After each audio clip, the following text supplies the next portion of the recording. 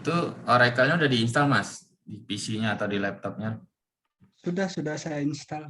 Oh, udah coba-coba. Yang kemarin kan ada cara buat skema, buat Iya, table saya space, belum terus saya belum coba sih Pak, cuman saya perhatikan baru ngebuka aja gitu.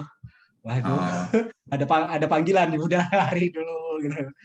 Ya mungkin besok rencana sih emang besok kan libur nih Pak. harus Jadi Mas masalah harus dicoba. iya. Pak ini saya mau tanya Pak itu yang masalah jam pengganti itu nanti gimana ya Pak? Kalau masalah jam pengganti, mungkin nanti saya bikin cari lagi deh, karena kan melihat mahasiswanya juga, atau bisa saya gabung nanti materinya kan, minggu depan itu kan tiga kali pertemuan ini kan nanti kita bahasnya IRT dan IRM gitu kan. Iya, Nah, mungkin nanti pertemuan minggu depan hari Kamis bisa saya gabungin kali yang untuk yang gabungin sampai malam juga nggak apa-apa Pak ya. nggak apa-apa. Ya saya coba untuk 2 jam lah, kalau lebih-lebih juga nggak apa-apa. Atau bisa cari penggantinya, ya, pengganti harinya juga. Ya, kalau karyawan bingung juga selain Sabtu dan Minggu sih sebenarnya Pak. Nggak apa-apa. Itu aja sih.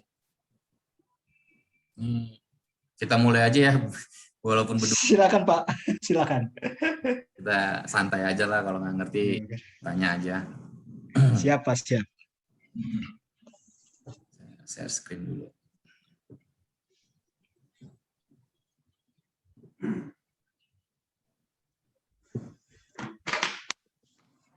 Kelihatan Mas, screen yang saya share. Kelihatan Pak.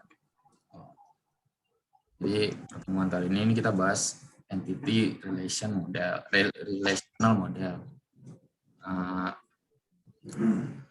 Ada banyak yang mengenal IRM ini disingkat dengan, ada bilang model IR, ada bilang IR model, ada bilang IRM, macam-macam lah. Tapi aslinya itu sih ya singkatannya entity relation model. Entity relational model itu adalah dikembangkan oleh Peter Chen pada tahun 1976. Saya baca dulu ya Mas ya. Silakan Pak. Dikembangkan oleh Peter Chen pada tahun 1976. Model IR ini dapat diekspresikan sebagai sekumpulan entitas dan hubungan antara entitas tersebut, di mana tidak ada dua entitas yang sama.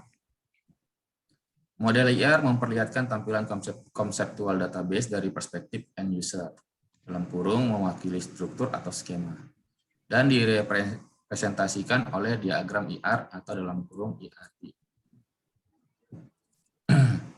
Nah, saya baca yang sebelahnya nih Mas. 3 komponen utama model IR adalah entitas, atribut, dan hubungan. Saya skip dulu yang sebelum yang di bawahnya ini, saya langsung ke Ya, siap Pak. komponen utama model IR adalah entitas, atribut, dan hubungan. Jadi kalau misalnya saya kasih contoh nih, misalnya ada dosen bernama si A, ada mahasiswa bernama si B. Terus dosen si A ini mengajar mahasiswa yang bernama si B, atau sebaliknya. Mahasiswa si B itu diajarin sama dosen yang bernama si A. Dari apa entitas, atribut, dan hubungan, kalau menentukannya itu, entitas itu kita dapat tentukan dengan kata benda.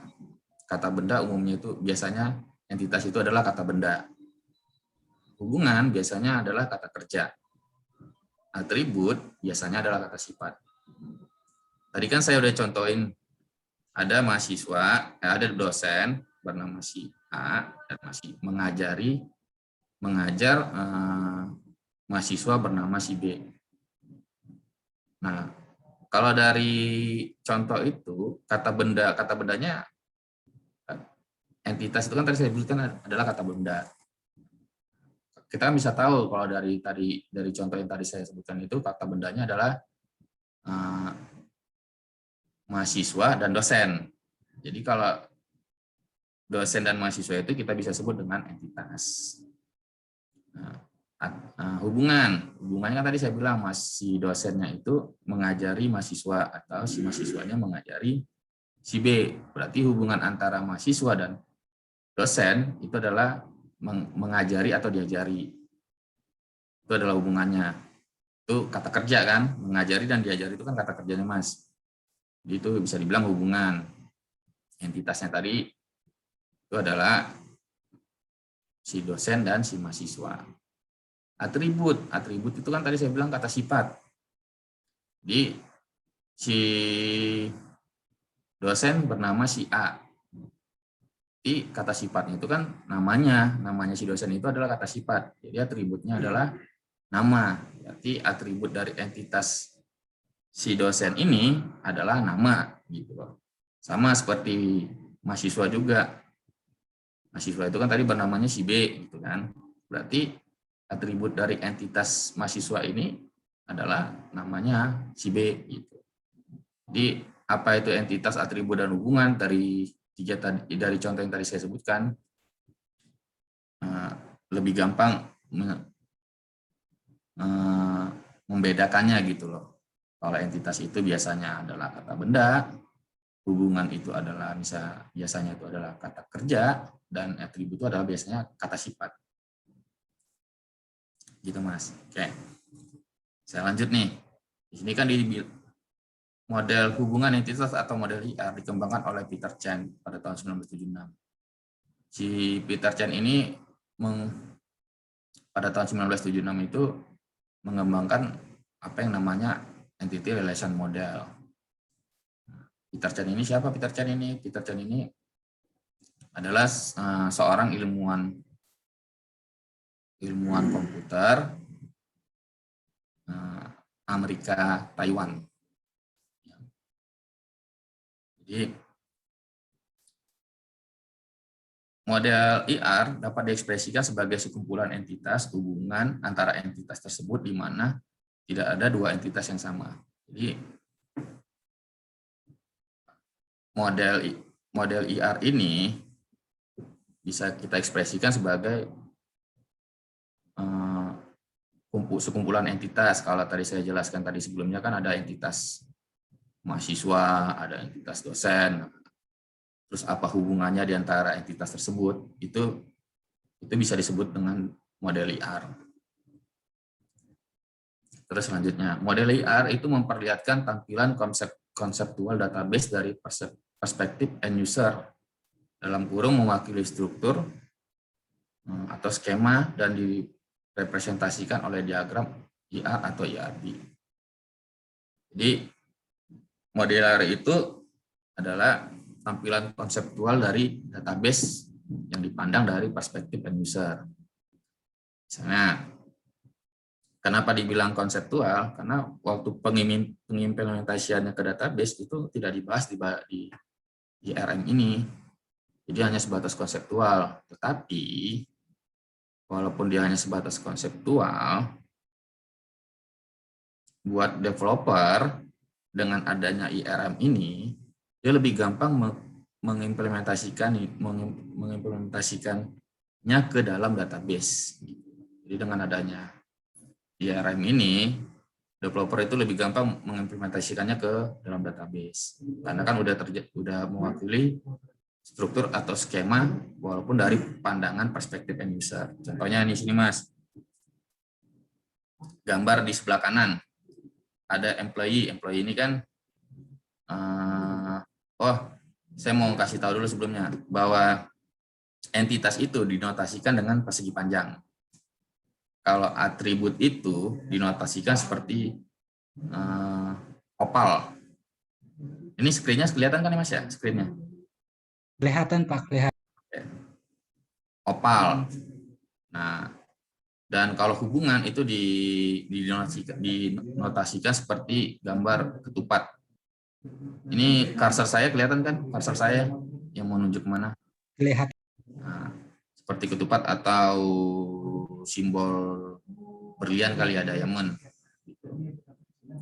Nih, jadi kalau kita lihat dari gambaran tampilan sebelah kanan ini ada berapa entitas Mas? Tadi kan saya sebutin entitas itu dinotasikan seperti persegi panjang. Ada 4 Pak.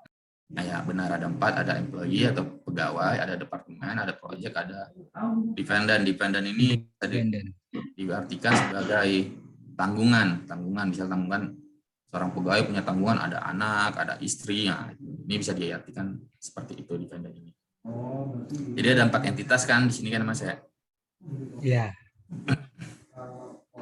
Nah, dari ini kan masih, kalau kita lihat kan masih sebatas konseptual, masih abstrak. Jadi belum tahu kita bagaimana pengimplementasiannya ke dalam database.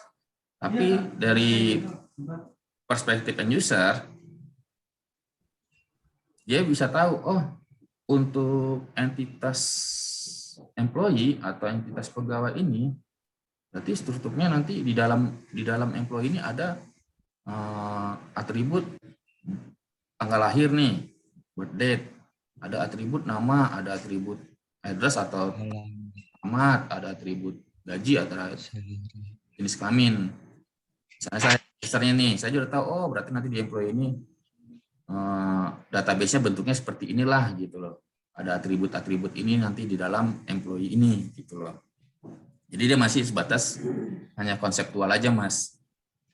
Bagaimana pengimplementasiannya ke dalam database di IRM ini kita nggak tahu. Itu bebas bagaimana caranya kita mengimplementasikan ke dalam database sama si developer. Cuman dengan adanya begini, si developer itu kan pasti akan lebih gampang mengimplementasikannya ke dalam database.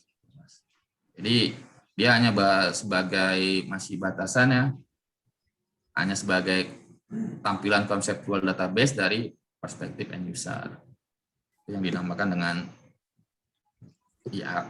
Entity Relational Model. Nah, Entity Relational Model ini di sini saya tuliskan direpresentasikan oleh diagram IR atau IRD.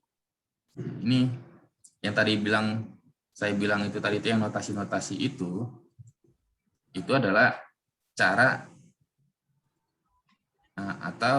cara kita membuat diagram IRD ini. Jadi ada notasi-notasinya gitu, diwakili dengan notasi-notasi. Ada banyak contoh notasi yang ada pada saat ini. Nah, ada notasi chain notation, ada IDF1X, ada crossfoot notation. Jadi ada macam-macam ya notasinya ya. Nah, kalau kita melihat contoh sebelah kanan ini adalah contoh notasi si chain.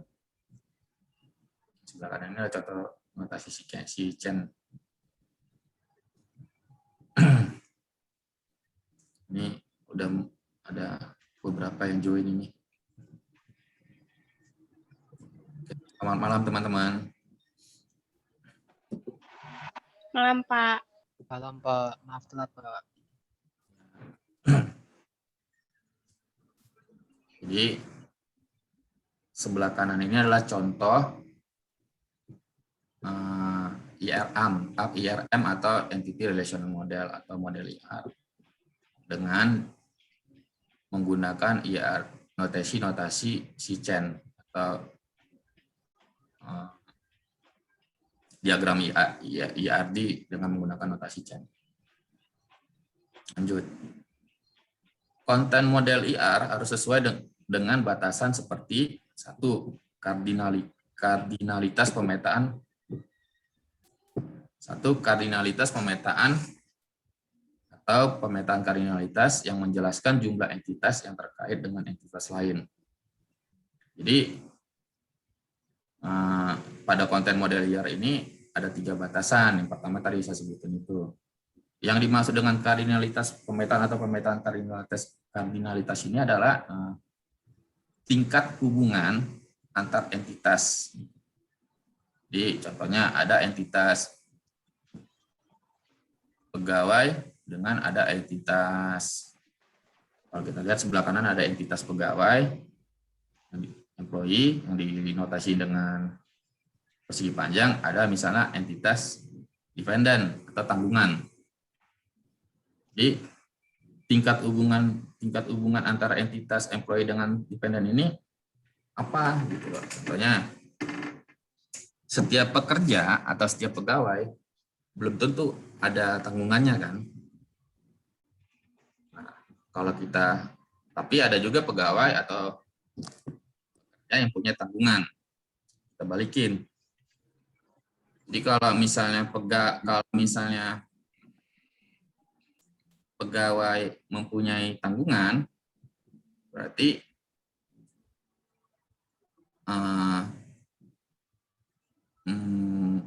tingkat hubungannya adalah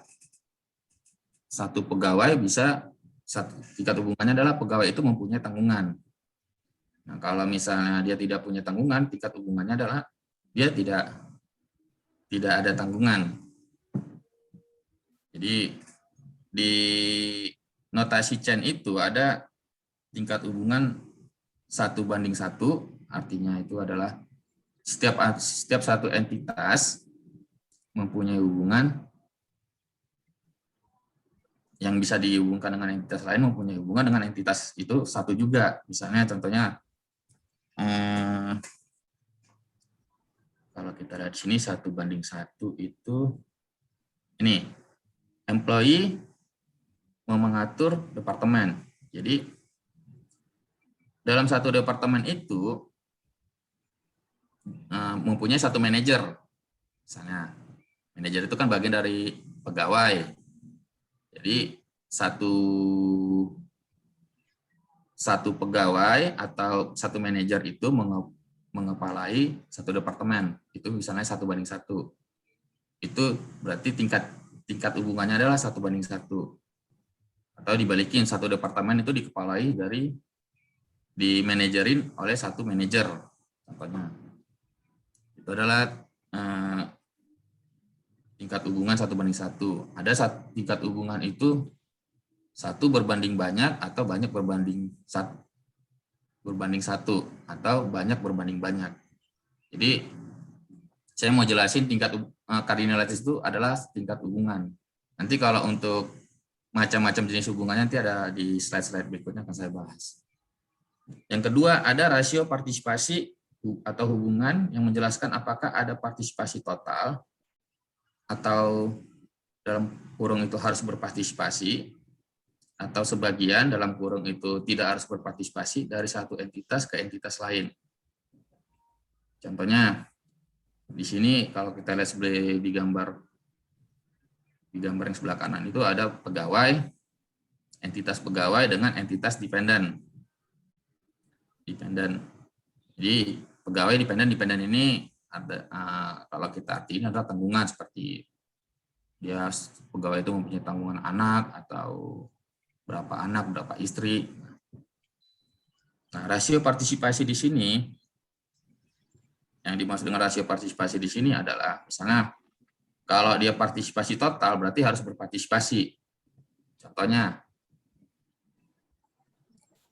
setiap pegawai yang mempunyai tanggungan itu dikategorikan harus berpartisipasi. Jadi apakah setiap pegawai ini punya tanggungan? Belum tentu kan? Nah, berarti kalau dia belum tentu itu berarti dia masuk ke dalam tidak harus berpartisipasi atau partisipasinya sebagian. Itu adalah contoh dari rasio partisipasi. Jika dia partisipasi total itu biasanya contohnya biar lebih enak ya. Oke. Antara ibu dan anak. Setiap anak pasti punya ibu kan? Berarti itu adalah hubungan partisipasi total. Nah, kalau sebagian itu contohnya adalah kan seorang ibu itu adalah seorang perempuan. Apakah seorang perempuan itu harus mempunyai anak? Belum tentu kan? Nah, itu dikategorikan sebagai partisipasi sebagian. Itu adalah contohnya dari rasio nomor 2, rasio partisipasi. Di nomor 3 ada kunci secara unik mendefinisikan entitas dalam kumpulan entitas. Jadi setiap entitas itu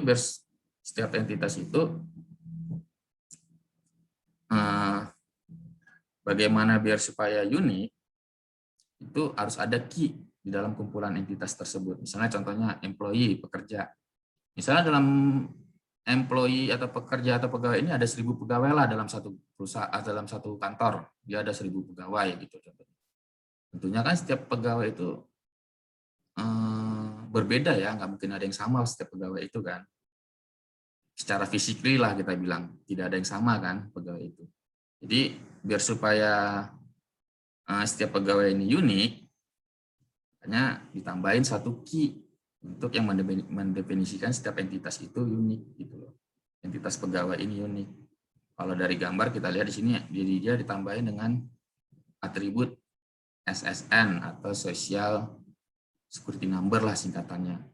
Atau bisa jadi kita bilang KTP lah. Jadi setiap pegawai itu punya KTP-nya masing-masing, jadi unik, berbeda. Kenapa dibikin begitu? Mungkin ada tanggal lahir, nama atau alamat atau gaji atau jenis kelaminnya sama nih. Ada yang sama di antara pegawai itu. Jadi biar supaya ada ngebedain antara pegawai itu, dibikinlah misalnya satu KTP contohnya. Yang untuk di Indonesia kan ada KTP gitu. Atau di mahasiswa nomor induk mahasiswa, biar dia unik antar entitasnya. Antar entitas pegawainya. Ada yang mau ditanyakan teman-teman?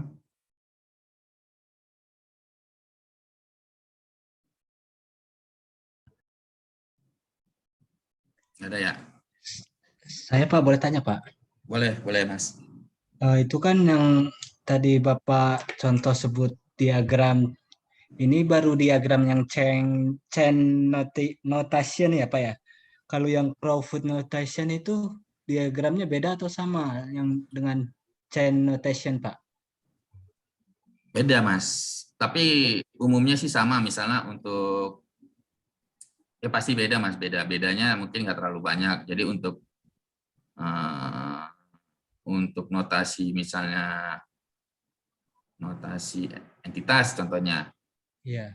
Untuk entitas mungkin dia tampilannya seperti table gitu loh. Misalnya untuk notasi atribut kan di sini oval. Nah, kalau yang saya perhatiin sih untuk notasi atribut ini dari beberapa varian-varian notasi yang ada itu hampir sama gitu. Semuanya rata-rata menggunakan oval. Jadi ada yang sama, ada yang berbeda gitu, Mas. Antara notasi chain notation, IDF1X dan Crowfoot notation. Mungkin dia lebih dibedain dari relasinya. Gitu. Misalnya kan kalau relasi satu to many, misalnya contohnya nih, ini kan ada relasi satu to many. Nah, mungkin kalau di Crowfoot notation itu dia lebih bergambar seperti kaki burung, nah kayak gitu. Ya. Jadi ada perbedaan, pastinya ada perbedaan. Cuman yang di sini yang saya jelaskan di sini kita menggunakan notasi chain notation.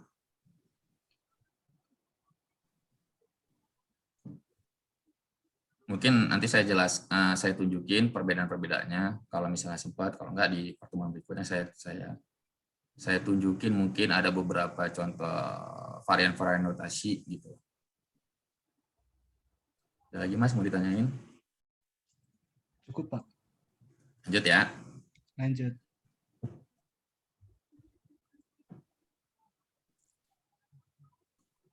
Saya bacain dulu ya. Entitas adalah individu yang mempunyai sesuatu eksistensi atau nyata yang bisa dibedakan dari yang lain. Dari yang lainnya, menurut Patansyah tahun 1999. Dan juga entitas adalah hal atau objek di dunia nyata yang dapat dibedakan dari lingkungan sekitarnya. Jadi kan saya sudah, saya jelasin lagi deh entitas, karena ada teman-teman baru masuk. Misalnya ada contoh nih, mahasiswa, dosen bernama si A dengan mahasiswa dengan bernama si B. Jadi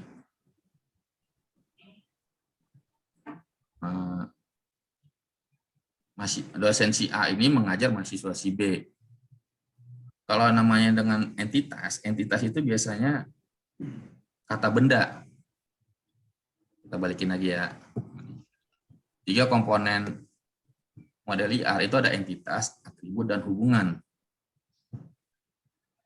Nah, yang entitas itu biasanya itu adalah kata benda, hubungan itu biasanya adalah kata kerja, atribut itu adalah kata sifat. Tadi ada saya kasih contoh, dosen A mengajar mahasiswa B.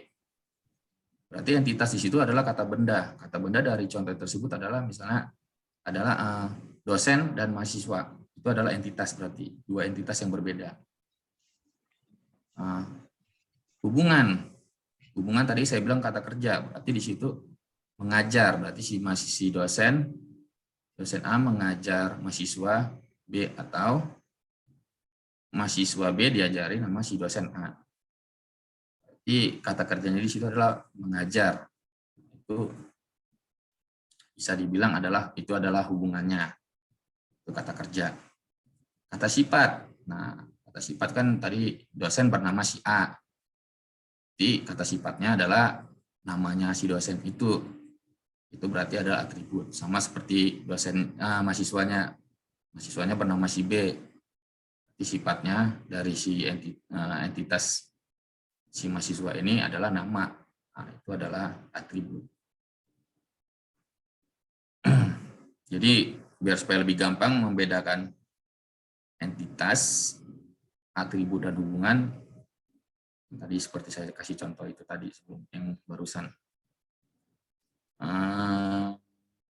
Entitas dinotasikan dengan persegi panjang yang berisi nama entitas. Jadi di gambar ini kan ada berapa nih? 1, 2, 3, 4. Ada entitas employee, departemen, project, dan dependent. Jadi di sini ada 4 entitas.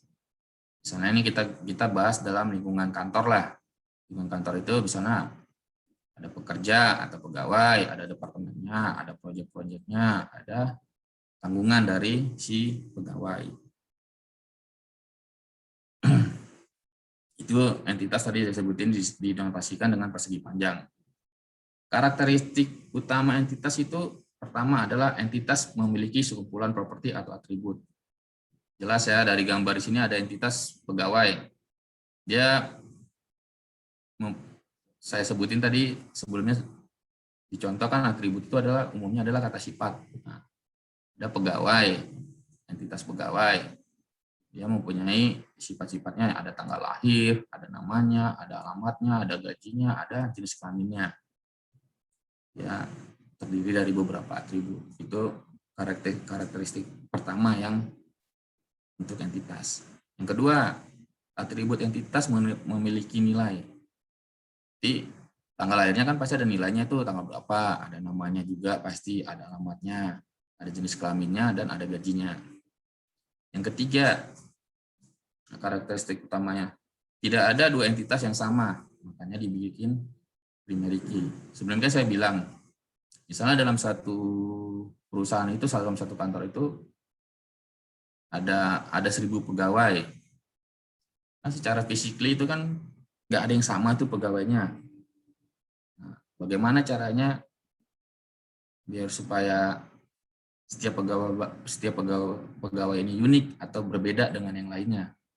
Ya, dibikinlah satu atribut baru, misalnya SSN, atau bisa kita bilang KTP lah contohnya. Kan bisa aja kemungkinan ada tanggal lahir, nama, atau alamat, atau jenis kelaminnya sama gitu loh. Kan nggak unik dong jadinya.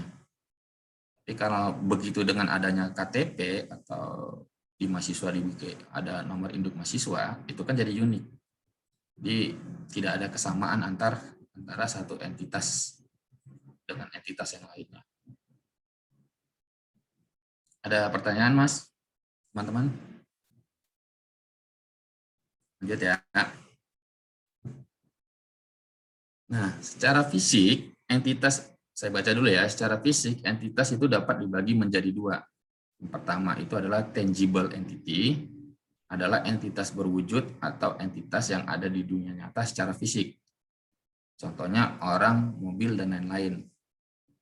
Ini jadi yang kedua itu intangible entity, adalah entitas tidak berwujud atau entitas yang hanya ada secara logik atau logis dan tidak memiliki keberadaan fisik, contoh rekening bank dan lain-lain. Jadi entitas itu bisa kita bagi secara fisik itu jadi dua. Pertama itu tangible entity atau entitas yang berwujud, contohnya orang, mobil, banyak contohnya. Jadi entitas tangible entity ini secara fisiknya itu ada. Nah, contoh orang, apalagi gedung, apalagi contoh-contoh entitas yang ada fisiknya, macam-macam lah. Gitu. Nah, kalau intangible entity itu adalah entitas tidak berwujud yang secara fisiknya itu tidak ada, dia cuma hanya secara logis aja yang ada atau secara konseptual ya ada. Contohnya apa? Di sini saya bikin contohnya rekening bank. Sebenarnya ada banyak contohnya. Departemen itu adalah contoh intangible entity. Atau kementerian. Kementerian kan nggak ada fisiknya. Itu kan cuma hanya secara logik atau secara konseptual yang dibuat gitu loh. Secara fisiknya kan nggak ada. Nah, itu dikategorikan ke dalam intangible entity. Dia ada dua jenis. Secara fisik itu entitas itu bisa kita bagikan jadi dua, tangible dan intangible. Nah, kalau kita lihat contohnya di gambar, di departemen ini adalah termasuk dalam intangible entity. Employee ini, pekerja, pegawai, ini adalah termasuk tangible entity. Lanjut ya, di entitas sendiri itu ada dikenal dengan nama entity set atau set entitas. Adalah kumpulan entitas dengan jenis entitas yang sama. Ini seperti saya bilang tadi tuh Mas, di sana ada entitas employee, pegawai. Misalnya dalam satu perusahaan itu kan bisa banyak pegawainya kan, bisa ada 1.000. Nah, ke 1.000 pegawai itu dikategorikan dalam atau diberi nama dengan istilah entity set. Sama seperti di departemen. Di departemen kan tidak bisa ada banyak departemen kan. Bisa departemen A, B, C gitu, bisa macam-macam lah departemennya. Kesemuanya itu karena dia satu tipe entitasnya adalah departemen, digabungan dari kumpulan dari jenis-jenis departemen tadi itu atau pegawai itu disebut dengan entity set. Jadi dia punya jenis entitas yang sama. Kalau pegawai ya jenis entitasnya pegawai, kalau departemen ya jenis entitasnya departemen, walaupun di dalamnya itu ada banyak entitasnya, seperti pegawai kan entitasnya bisa ada 1.000 pegawai, departemen misalnya ada 10 departemen contohnya. Ada yang mau ditanyakan teman-teman? Ada, lanjut ya.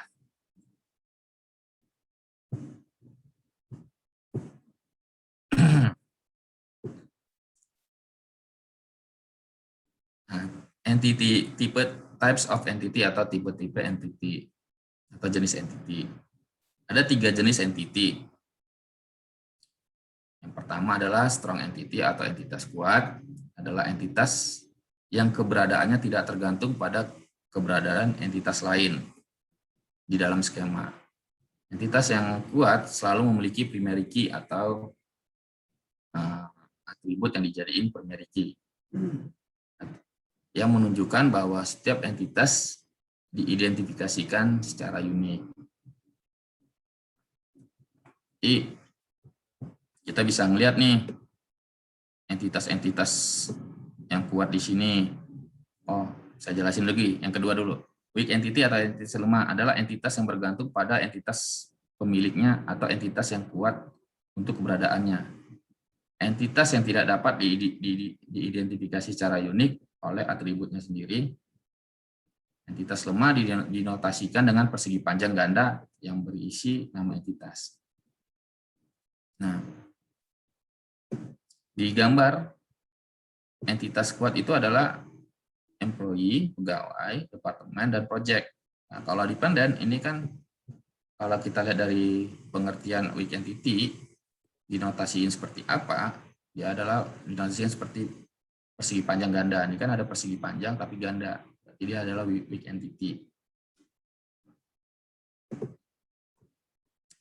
Itu jadi entitas kuat itu dia dinotasikan seperti persegi panjang seperti employee, department, dan project. Kalau weak entity atau entitas yang lemah itu dinotasikan seperti persegi panjang yang ganda. Nah, setiap entitas yang kuat, di sini kan dijelaskan bahwa entitas yang kuat itu memiliki primary key dan keberadaannya itu tidak tergantung dengan entitas yang lain dalam skema. Jadi setiap entitas yang kuat, contohnya pegawai, dia punya primary key. Tadi saya sebutin SSN ini biar supaya dia diidentifikasi secara unik per entitasnya gitu loh yang ada di pegawai ini. Jadi biar dia berbeda dengan pegawai-pegawai yang lain, jadi bikin ada KTP contohnya, atau SSN ini singkatan dari Social Security Number.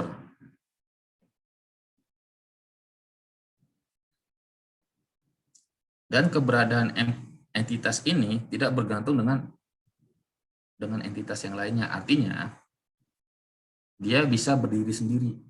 Entitas ini bisa berdiri sendiri. Jadi walaupun dia tidak ada entitas departemen, dia nggak apa-apa, dia masih bisa ada entitas employee. Gitu. Kita lanjut nih ke weak entity atau entitas lemah. Adalah entitas yang bergantung pada entitas pemiliknya atau entitas yang kuat untuk keberadaannya. Contohnya, dependent. Dependent ini kan entitas yang lemah. Kita bisa lihat dari notasinya kan, dia ada persegi panjang yang ganda. Jadi keberadaan dependent ini bergantung dengan keberadaan entitas kuatnya. Entitas kuat dependent ini apa? Employee. Di sini kan kita lihat ini ada hubungannya dengan ke employee. Kalau misalnya dia tidak, misalnya employee ini entitasnya ini employee ini nggak ada, kita hapus nih entitas employee. Otomatis entitas dependent pun tidak ada gitu loh. Nah, dia entitas yang lemah yang bergantung dengan entitas employee. Gitu. Ya logikanya misalnya nggak ada pegawai nih, nggak ada entitas pegawai, berarti si pegawainya nggak ada ya berarti tanggungannya juga nggak ada dong. Entitas tanggungannya juga pastinya nggak ada karena dia nggak ada entitas pegawainya gitu loh. Siapa yang mau nanggung gitu loh. Nah, dia entitas lemah berarti dia tidak dapat berdiri sendiri. Dia bergantung dengan entitas kuat. Terus di sini ada dijelaskan entitas lemah itu adalah entitas yang tidak dapat diidentifikasikan secara unik oleh atributnya sendiri. Jadi bagaimana dia biar supaya unik? Biasanya sih dikombinasikan, misalnya primary key yang dari entitas employee atau entitas pegawai dikomunikasikan dengan salah satu atribut yang ada di entitas yang lemah. Itu adalah salah satu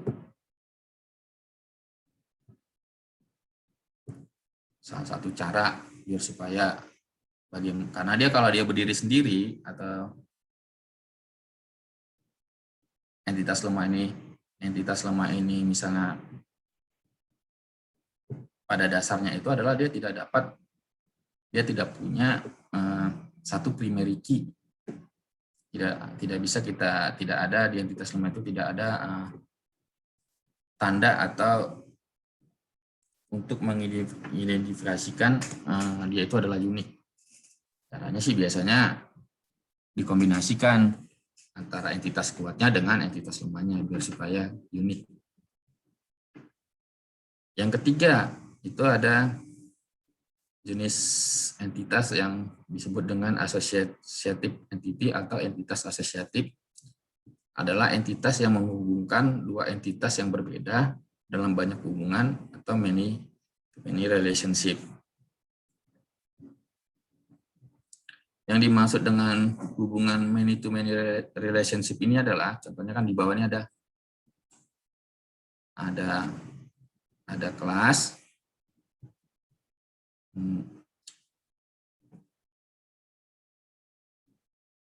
sama entitas enroll sama student. Jadi kalau kelas ini kita bisa bilang contohnya adalah kita artiin mata kuliah kali ya, mata kuliah. Enroll ini misalnya mengambil lah, ini student ini kita bilang mahasiswa. Dia mempunyai hubungan, banyak hubungan many to many. Contohnya, kenapa dia many to many disebut dengan many to many relationship? Karena satu mahasiswa bisa mengambil banyak mata kuliah. Itu. Satu mahasiswa bisa mengambil banyak mata kuliah. Kita balikin nih. Satu mata kuliah bisa diambil oleh beberapa mahasiswa atau banyak mahasiswa. Nah, itu yang dimaksud dengan many to many relationship. Jadi satu mahasiswa bisa mengambil banyak mata kuliah. Kalau kita balikin lagi, satu mata kuliah bisa diambil oleh beberapa mahasiswa atau banyak mahasiswa. Itu adalah hubungan many to many. Nah, di sini jelaskan entitas asosiatif itu adalah entitas yang menghubungkan dua entitas yang berbeda dalam banyak hubungan. Jadi di sini ada satu entitas enrolls namanya. Karena dia berarti asosiatifnya apa nih antara mata kuliah, misalnya kelas ini adalah mata kuliahnya dengan mahasiswanya atau student atau dibilang mahasiswa. Ya itu tadi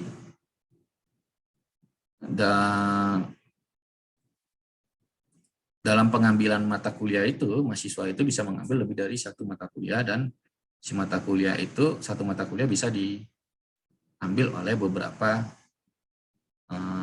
mahasiswa. Itu adalah pengertian dari associative entity atau entitas associative.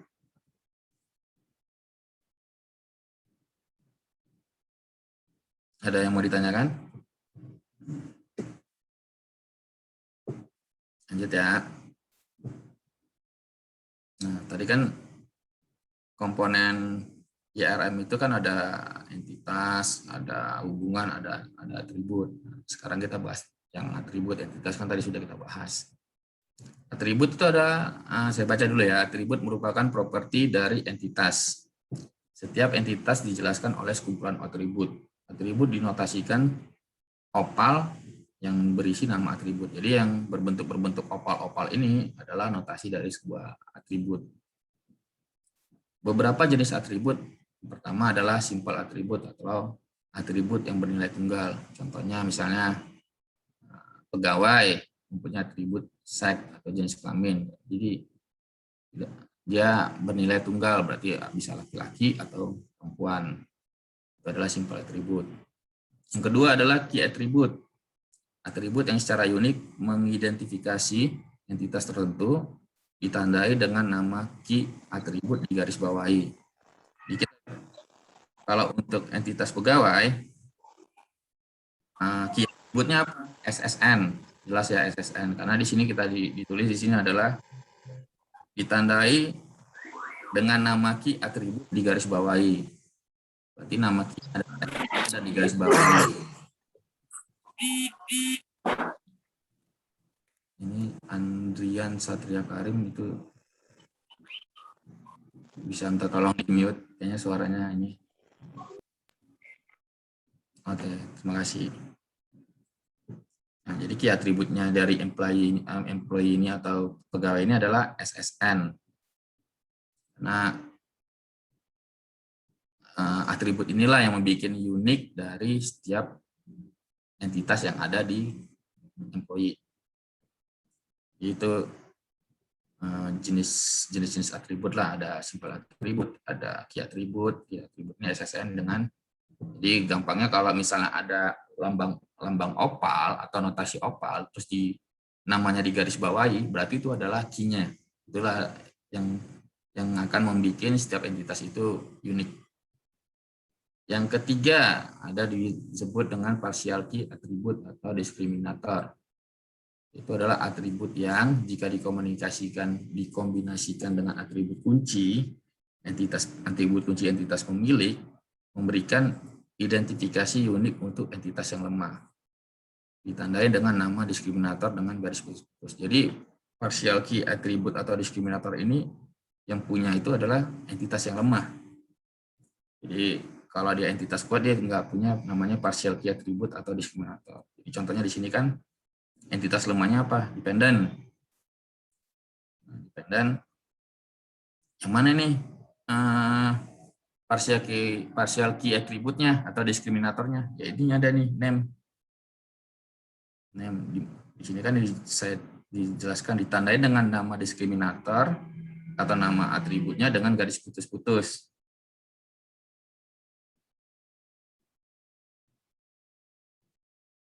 Oh bukan, salah. Di ini, iya benar. Dependent ini adalah partial key atributnya. Name, karena ada dependent, ada banyak atributnya, ada name, sex, birth date, dan relationship. Name ini adalah partial key attribute atau diskriminator.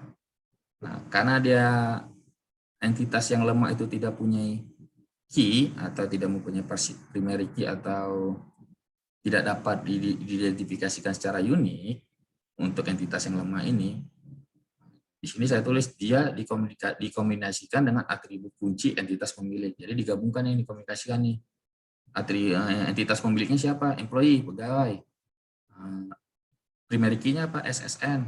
Jadi kita nggak gabungkan ini SSN dengan name. Makanya nanti setelah ada penggabungan SSN dan name, jadi entitas lemah ini atau dependent ini mempunyai identifikasi unik untuk entitasnya. Ada yang mau ditanyakan? Lanjut. Yang berikutnya ada yang di tipe atau jenis atribut itu ada multi-valued attribute. Itu adalah atribut yang dapat memiliki banyak nilai berbeda. Atribut multinilai digambarkan oleh opal ganda. Jadi notasi atribut multinilai atau multi-valued atribut ini digambarkan oleh opal ganda. Kalau kalian teman-teman lihat dari gambar yang mempunyai yang notasinya opal ganda itu kan ada location ya. Location yang merupakan atribut dari entitas departemen. Nah, ini adalah multi-valued attribute. Atribut yang dapat memiliki banyak nilai berbeda. Jadi dalam location ini nilainya bisa banyak gitu loh, tidak hanya satu nilai aja. Jadi misalnya contohnya lokasinya kita bilang misalnya Sumatera Utara, Medan, itu kan ada dua nilai yang berbeda gitu loh. Adalah contoh dari multi-valued attribute. Yang berikutnya adalah the derived attribute atau computed attribute. Pengertiannya adalah atribut yang nilainya dihitung atau berasal dari atribut lain. Atribut ini dinotasikan dengan opal putus-putus. Jadi kalau kita lihat dari gambar sebelah kanan, yang dinamakan dengan derived attribute itu adalah opal putus-putus, berarti ini number of employee atau jumlah pegawai. Kita lihat artinya, atribut ini adalah nilainya itu dihitung atau berasal dari atribut lain. Dihitung dari atribut lain. Jadi kalau kita lihat number employee, ini kan derived attribute atau computed attribute. Nilainya ini, isinya ini adalah di sini ada number, di entitas departemen ada atribut number. Jadi satu departemen, misalnya ada departemen A, berapa nih? Departemen A ini ada berapa jumlah pekerjanya? Misalnya jumlah pekerja di departemen A ada 10. Terus ada departemen B jumlah pegawainya ada berapa? Ada 10. Di departemen C ada berapa jumlah pegawainya? Ada 10. Berarti kita total nih. Berapa total jumlah seluruh pegawai yang ada di semua departemen? Nah, itu adalah masuk ke number of employee atau jumlah employee. Tadi kan ada 10 berarti ada 30. Berarti nilainya number of employee ini atau jumlah employee ini adalah 30. Jelas ya. Nilainya ini atau nilainya si verified attribute atau computed attribute ini itu adalah dihitung dari atributnya si number atau berasal dari atribut lain lah gitu. Nilainya ini yang tadi saya bilang 30 ini adalah jumlah total karyawan yang ada di semua departemen. Lanjut ya. Ada yang ditambahkan dengan composite atribut atau atribut yang dapat dibagi menjadi bagian yang lebih kecil. Sini saya tuliskan sebagai contoh misalnya alamat.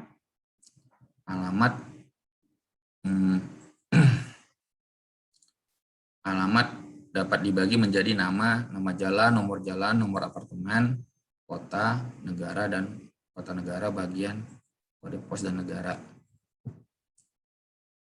Jadi kalau kita lihat contohnya composite atribut ini seperti atributnya yang ada pada employee, pegawai. Dia kan ada punya atribut name tuh. Terus name itu dibagi 3, ada first name atau F name, ada M init, ada L name atau last name. Jadi satu atribut itu dibagi lagi jadi 3. Dipecah lagi jadi 3, itu disebut dengan composite atribut.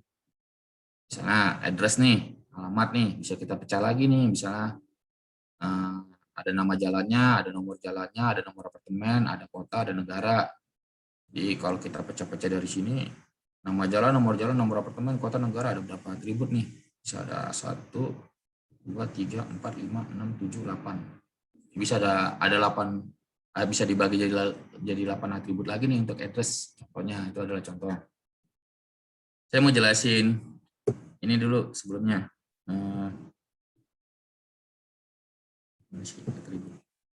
Nih, multi-valued attribute yang digambarkan oleh oval ganda. Yang tadi saya buat location, mungkin saya bisa berikan contohnya misalnya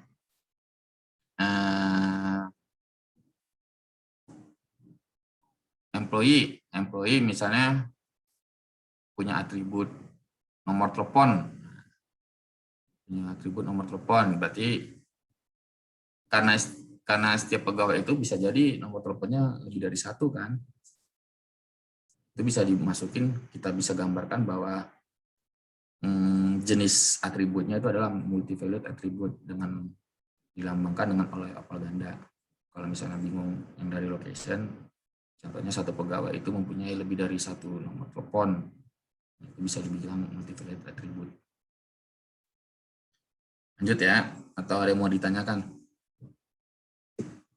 Lanjut. Berikutnya ada komponen terakhir itu adalah relationship.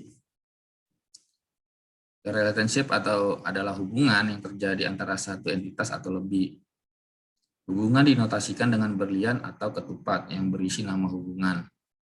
Jadi kalau kita lihat notasi hubungan itu ya seperti ini nih. Simbolnya ketupat atau simbol berlian.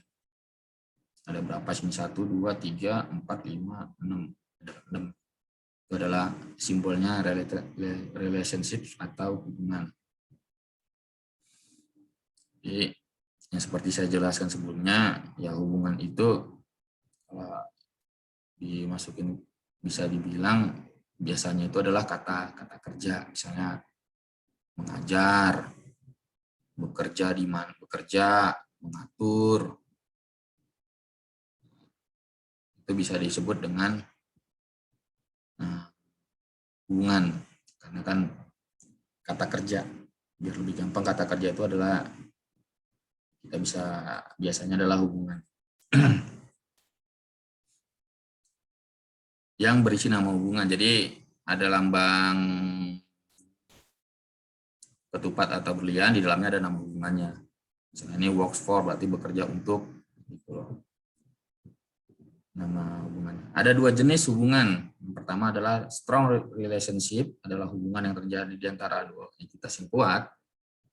Hubungan yang kuat dinotasikan dengan ketupat tunggal. Berarti kalau ketupat tunggal yang seperti gambar ini, Itu adalah hubungan yang kuat. Ada weak, yang kedua adalah weak relationships, adalah hubungan yang terjadi di antara entitas kuat dan entitas yang lemah.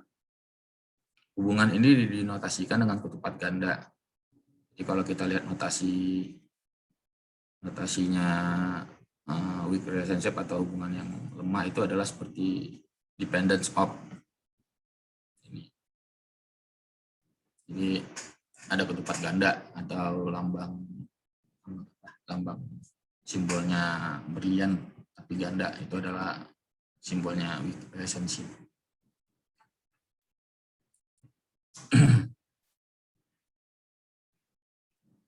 Lanjut ya, atau ada pertanyaan?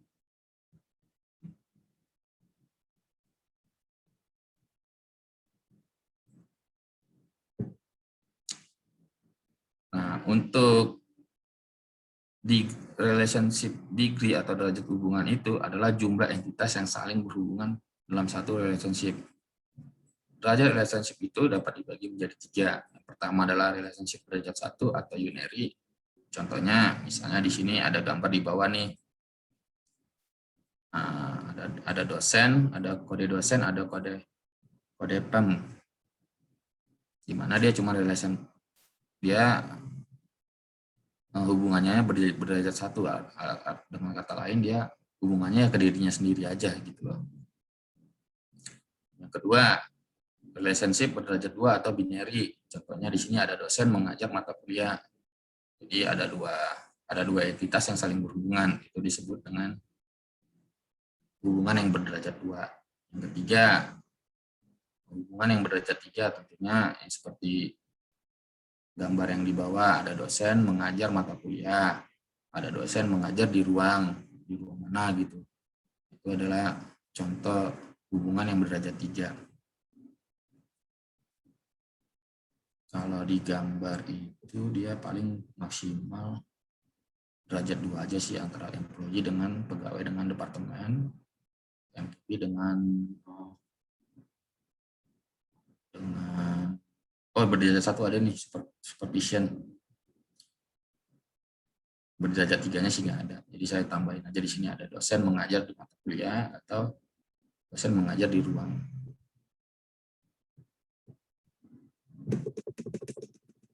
Ada pertanyaan?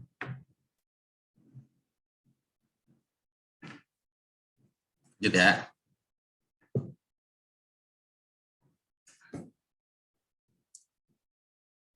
Di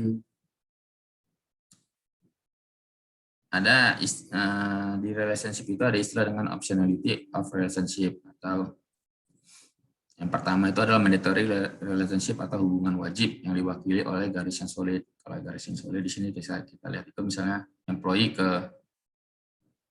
hubungan employee dengan departemen, itu kan ada garis 1 nih. Garis 1 nih. Garis yang solid. Itu dia adalah mandatory. Kalau yang putus-putus atau optional relationship atau hubungan yang opsional itu diwakili oleh garis putus-putus. Di sini di gambar sih nggak ada. Jadi kalau yang dimaksud dengan optional relationship itu adalah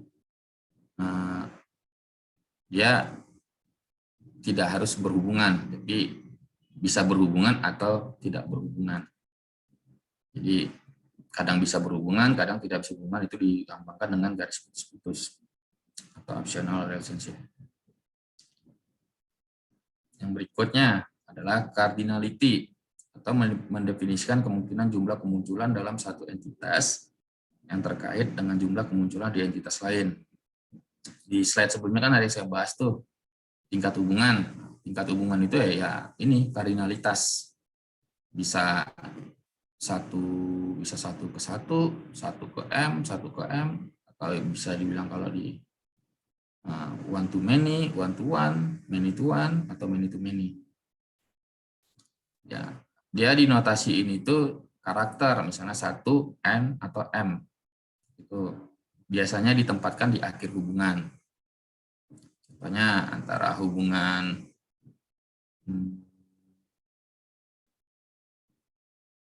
pekerja dengan departemen. Satu departemen, ini kan 1 nih, satu departemen bisa terdiri dari banyak pekerja. Dan ini menyimbolkan notasi N ini artinya banyak gitu loh. Atau kita balik nih, banyak pekerja, banyak pegawai yang berada dalam satu departemen. Itu adalah contoh di sini. Nanti ini berikutnya ada penjelasannya. Nah, ada 3 jenis kardinalitas. Yang pertama adalah one to one, 1:1, adalah perbandingan antara entitas pertama dengan entitas kedua, yaitu 1:1. Contoh mobil dengan setir. Di mobil dengan setir berarti 1:1. Setiap mobil itu pasti mempunyai satu setir kan? Itu kalau kita ambil, kita tarik dari sisi entitas mobil contohnya. Kita tarik nih dari entitas setir. Setiap setir itu, setiap satu setir itu pasti ada di dalam setiap mobil. Itu artinya, itu berarti tingkat hubungannya adalah 1:1.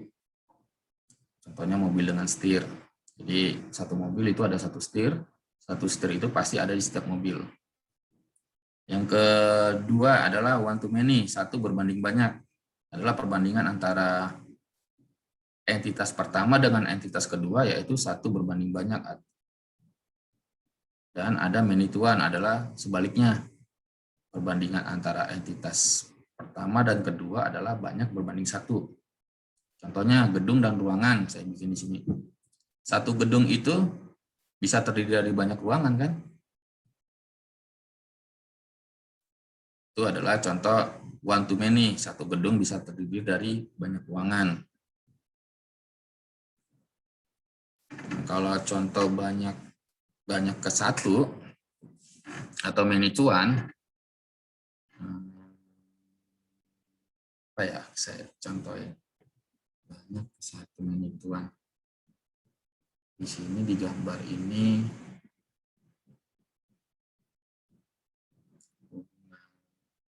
oh ini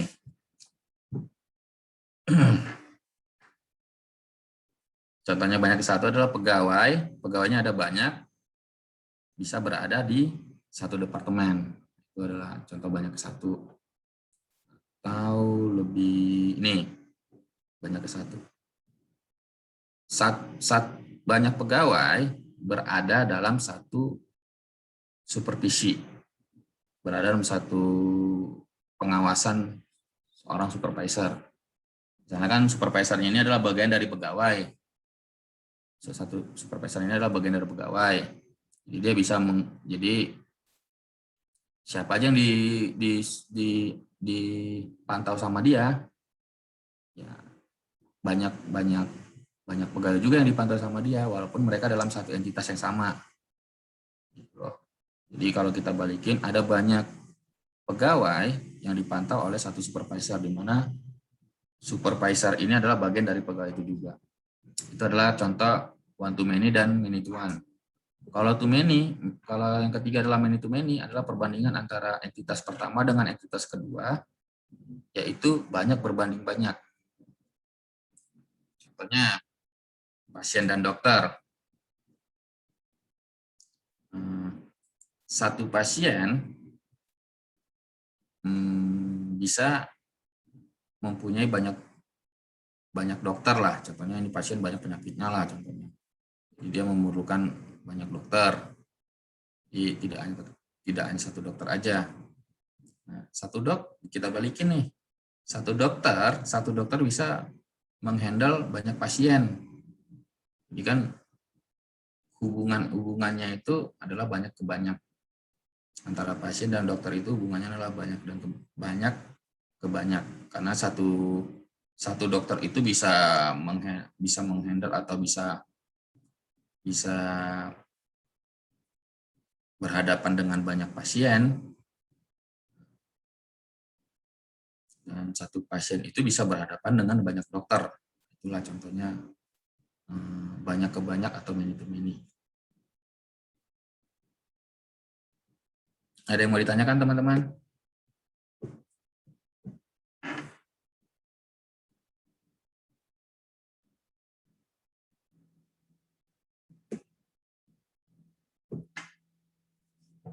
ada ya, lanjut ya. Nah, di slide pertama kan ada saya bahas tuh tentang total participation atau partisipasi total, dan yang kedua adalah partial participation atau partisipasi yang sebagian. Jadi total participation itu berarti bahwa setiap entitas dalam entity set terlibat dalam hubungan dengan entitas lain.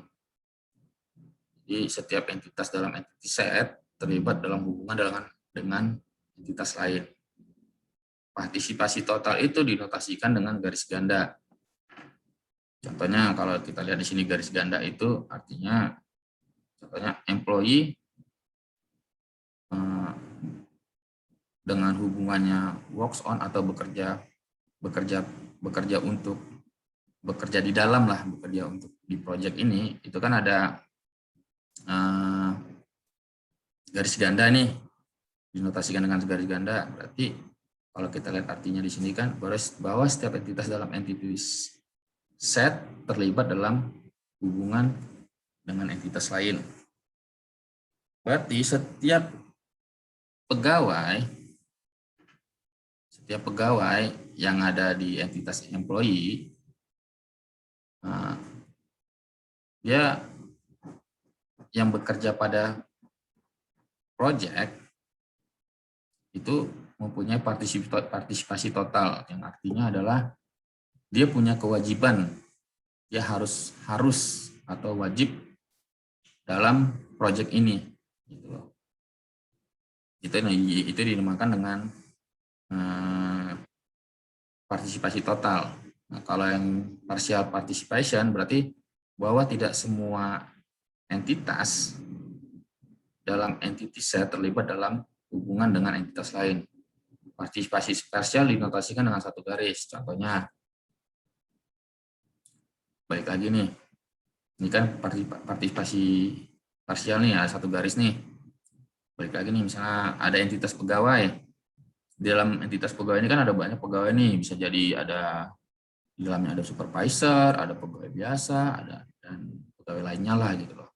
Misalnya satu supervisor mempunyai banyak bawahan atau banyak pegawai yang harus diawasinya. Di sini ditulis di sini satu garis, berarti karena dia partisipasinya parsial, berarti tidak semua pegawai itu adalah supervisor. Jadi tidak semua para pegawai itu adalah supervisor. Itu maksud dari partisipasi parsial gitu loh. Mensupervisi banyak pegawai. Kan di sini garis satu nih. Berarti tidak semua pegawai yang ada di entitas employee ini adalah yang di bawah pengawasan dari supervisor yang ini gitu loh, yang tadi saya sebutin. Jadi dia tidak wajib atau tidak ada keharusan di dalam partial participation ini.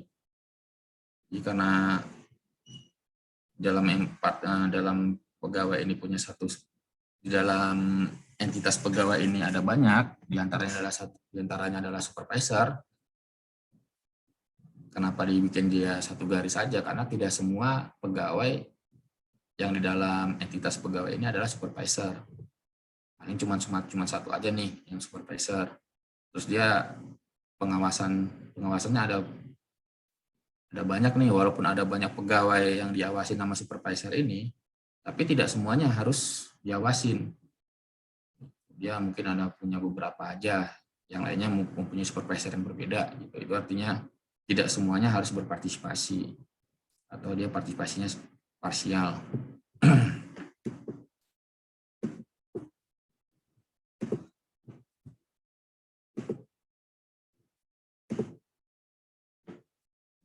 Sementara kalau yang tadi saya sebutkan dengan total partisipasi, misalnya setiap pegawai yang bekerja dalam proyek itu setiap pegawainya itu adalah harus berpartisipasi dalam proyek ini. Jadi tidak boleh ada satu pegawai pun yang tidak berpartisipasi dalam proyek ini karena dia dilambangkan dengan garis 2. Garis 2 itu berarti partisipasinya total. Begitu juga sebaliknya, setiap proyek yang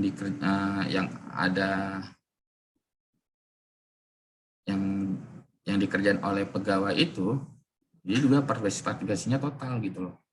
Jadi tidak ada satu proyek itu yang dikerjain oleh pekerja yang setengah-setengah. Jadi semua harus bekerja gitu loh. Misalnya ada satu pegawai nih terlibat dalam satu proyek, logikanya ya dia harus bekerja di proyek itu, terlibat dalam proyek itu secara total. Tidak boleh kadang terlibat gua dalam proyek itu, kadang enggak, kadang terlibat, itu enggak boleh. Itu maksudnya dengan total participation. Lanjut ya. Nih, di entity relation model itu ada dalam pembuatannya itu ada 5 tahapan. Tentunya kan entity relation model ini kan direpresentasikan melalui IRD atau diagram IR. Dalam pembuatan IRM ini ada 5 tahapan. Yang pertama adalah entity identification, adalah mengidentifikasikan atau mendefinisikan entitas. Jadi kan tadi misalnya ada satu contoh kasus, kalian harus tahu nih mengidentifikasikan yang mana entitas, yang mana hubungan, yang mana atribut. Jadi kan saya kasih tahu caranya, misalnya entitas itu biasanya kata benda, kalau atribut itu biasanya kata sifat, hubungan itu biasanya kata kerja. Yang kedua ada relationships identification, adalah mengidentifikasikan atau mendefinisikan hubungan. Nah, yang ketiga tahapannya adalah mengidentifikasikan atau mendefinisikan kardinalitas atau tingkat hubungan. Tadi ada one to one atau satu ke satu, ada one to many atau many to one, dan ada juga many to many. Nah, ini dia masuk tahapan yang ketiga. Yang tahapan keempat itu adalah identify attributes, adalah mengidentifikasikan atau mendefinisikan atribut. Yang tadi saya sebutin kata sifat itu berarti umumnya adalah atribut. Yang terakhir adalah membuat create IRD atau membuat diagramnya.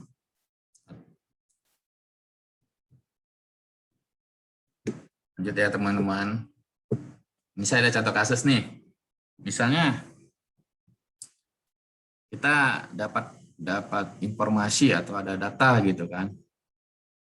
Ada mahasiswa mendaftar untuk mengambil mata kuliah. Ada mahasiswa, terus yang kedua ada informasi bahwa mahasiswa dapat mengambil beberapa mata kuliah. Yang ketiga ada informasi setiap mata kuliah diajarkan oleh seorang dosen. Dan keempat ada informasi seorang dosen hanya dapat mengajarkan satu mata kuliah.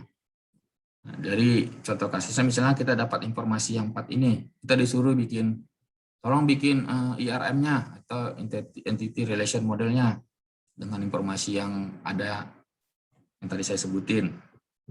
Jadi kan ada 5 tahapan tuh. Pertama,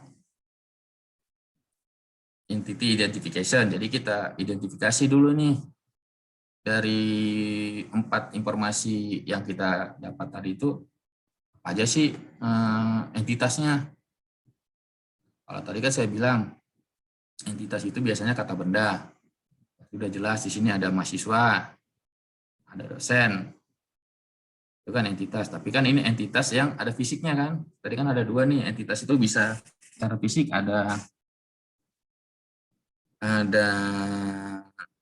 yang tangible, yang berwujud, ada intangible dan intangible atau yang tidak berwujud. Nah, kalau mahasiswa dan dosen ini kan entitas yang tangible atau yang berwujud, ada fisiknya. Terus kalau mata kuliah ini kan entitas yang tidak ada fisiknya, karena dia hanya logis atau konsep lah yang dibikin sama manusia. Jadi dari informasi yang kita dapat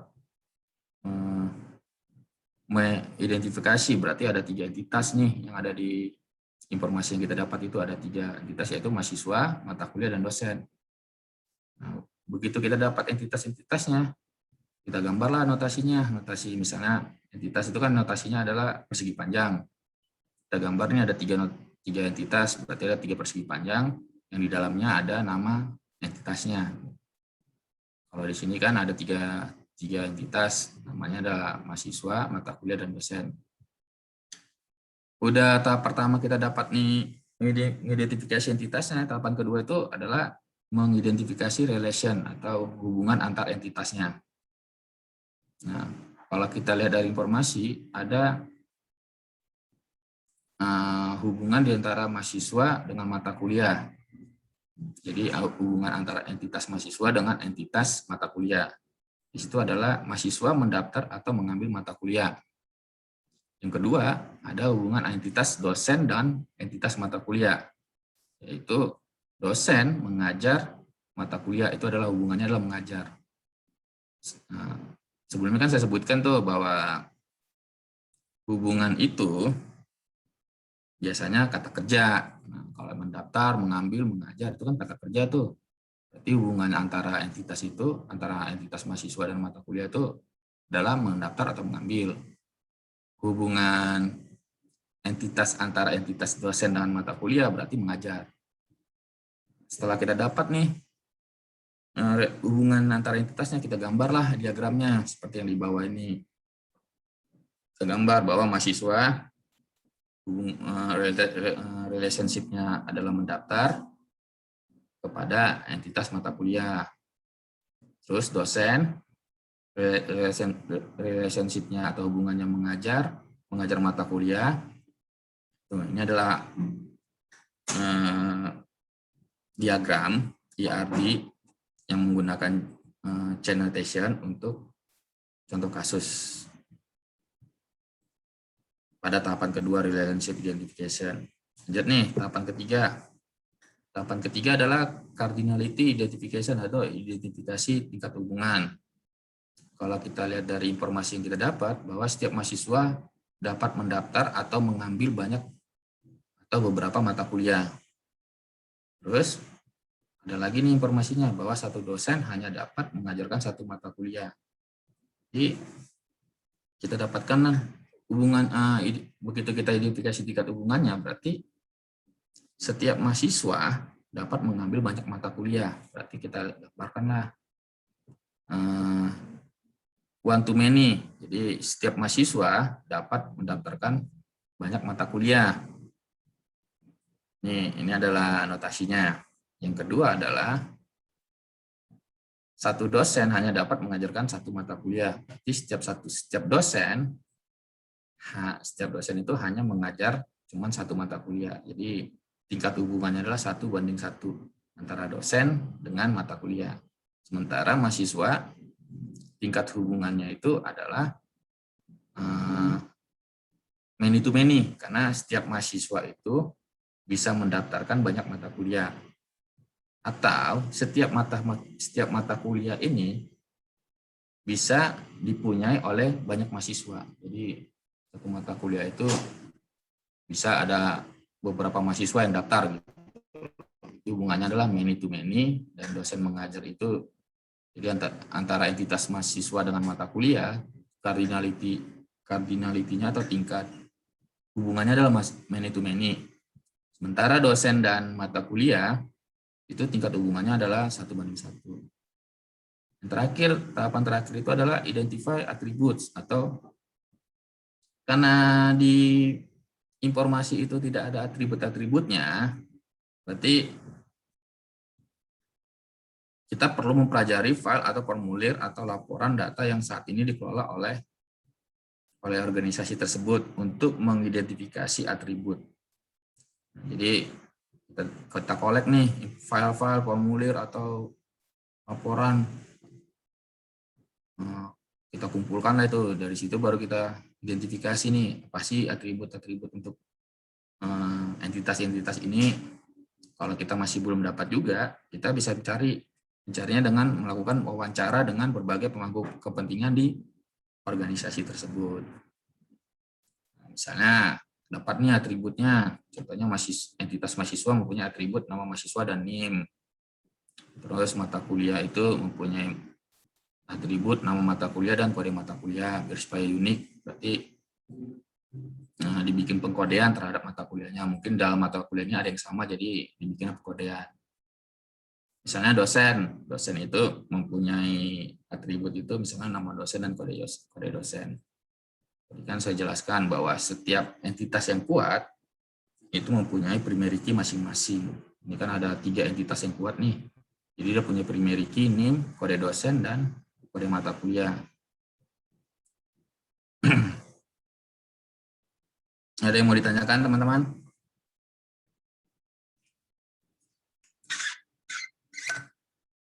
Lanjut, Pak.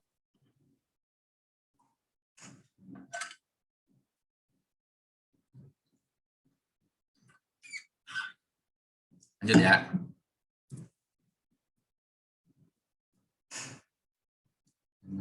Berikutnya adalah IR model atau IRM versus relation model atau DBMS. Yang tadi saya sudah jelaskan itu bahwa IRM itu adalah tampilan konseptual dari database yang